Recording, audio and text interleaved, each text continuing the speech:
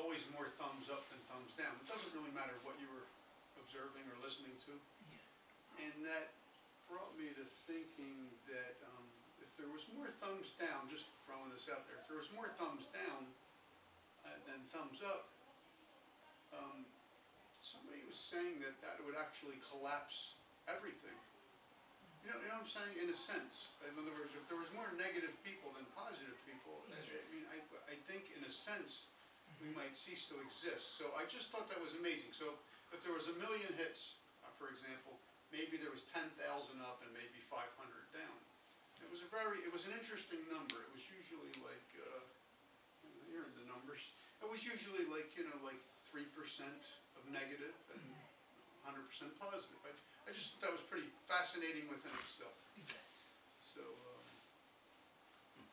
I don't know, I just had to make that statement. And I had another question about, I guess, my own life or whatever.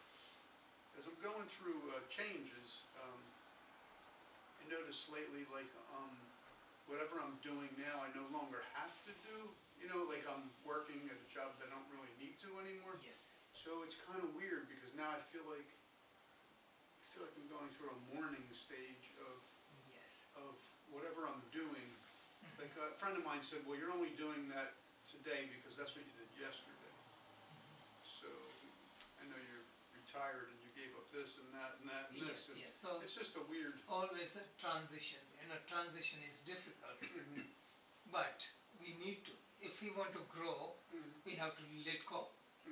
Okay, the seed says, well, I want to hold my existence as a seed, Right. can never sprout. Right. So everything has to go. So we have to be ready for the changes, accept the changes, and find joy in the changes. Look at all the good things instead of looking at all the bad things. Right. Coming to the earlier part, collective thing, Right. positive, negative, Right. all the experiment they did, collective energy works. So people meditate, like say, TM did lots of experiment like that. Like several thousand people meditate at the same time. It creates so much energy, so the crime rate goes down in that area. So just collective energy. So it's same way, positive energy, collective energy, and negative energy. And more from spiritual standpoint, positive and negative, both are kind of shackles, binds you. Just be neutral, not judgmental. So most people are judgmental. Immediately we say, like it, dislike it.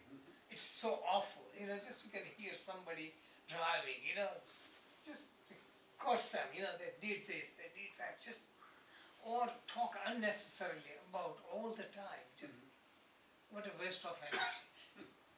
Observing, being neutral, not judging, it saves you so much energy. And I see that people who have problem, I can see the root cause is they're exerting so much energy. So much energy into, like, watching the news, that's fine.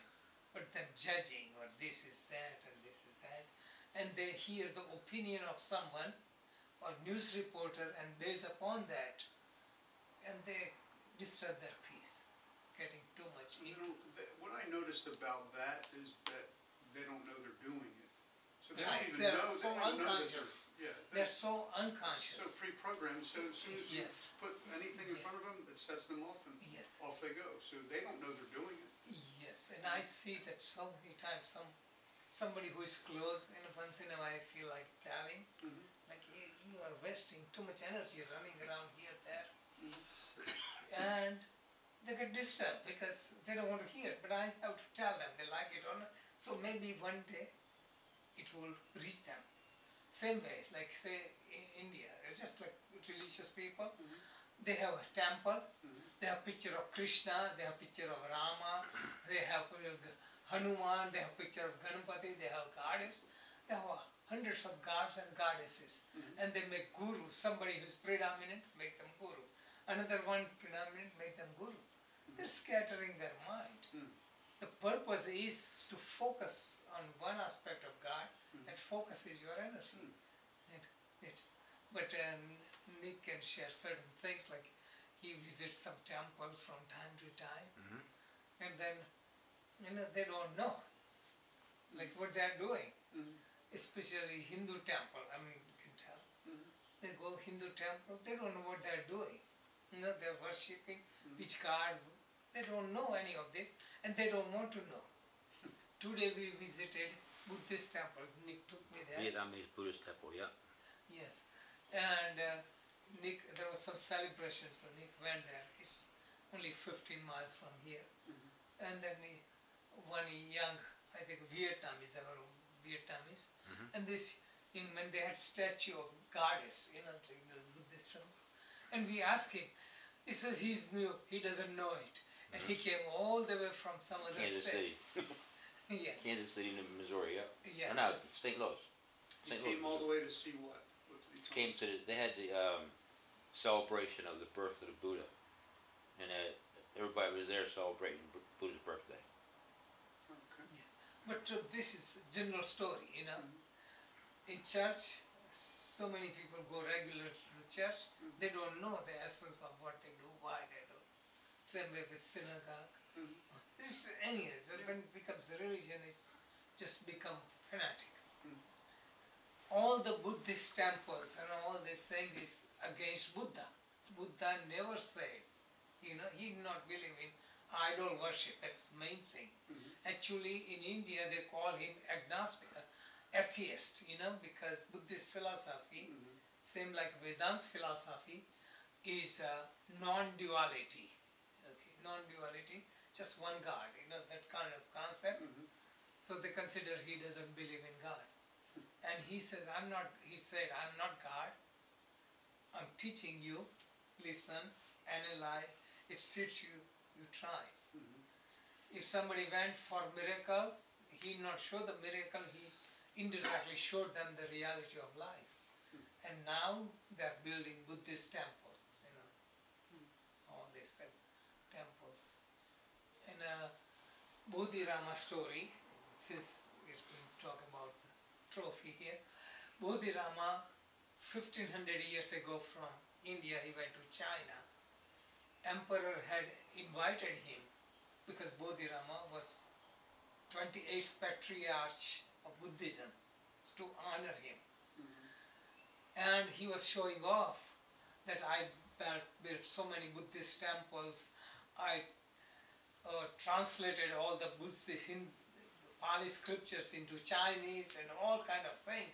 What do you think of my merits? He thought Bodhidharma would admire him. And Bodhidharma said, nothing, zero. Because he was teaching real Buddhism. He says, zero, you did all these things for monks and you did this, that. This is all external. Real spirit of Buddha, you haven't seen it. So this is what happens. So Buddha did not teach any of the worship. He is total. And now there are Buddhist temple and there are different denomination and different things, And then they get so far, they have their own Buddha statue. They meditate in different hall, everyone their own meditation on their own Buddha statue. And they light the incense, there was never in Buddhism. They light in incense and then another lady is next to her, they say, oh, my incense goes to your Buddha. Let me get it back. See how people bring materialism in the life. So religion, spirituality is totally different thing. So Bodhirama, they rejected him, because he brought out real Buddhism. So this is what would happen. If Christ came today to the main church, people say you are not Christ. If Buddha came at a Buddhist temple, same thing will happen. And that's why the movie Oh God was a good example. Or Bruce Almighty, good example. So just see how we are. We want facade, we don't want reality. This is just